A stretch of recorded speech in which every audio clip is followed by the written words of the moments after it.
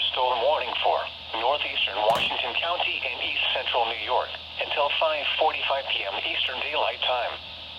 At 4:43 p.m. Eastern Daylight Time, a severe thunderstorm was located near Whitehall, moving east at 5 miles per hour.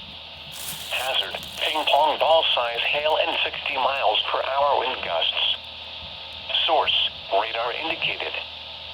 Impact, people and animals outdoors will be injured. Expect hail damage to roofs, siding, windows, and vehicles. Expect wind damage to roofs, siding, and trees.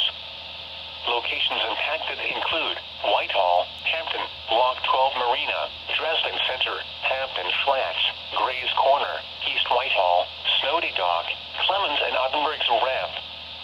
Prepare immediately for large hail and deadly cloud-to-ground lightning. Seek shelter inside a well-built structure. Stay away from windows. Repeating, a severe thunderstorm warning has been issued until 5:45 p.m. Eastern Daylight Time for the following county: Washington, New York,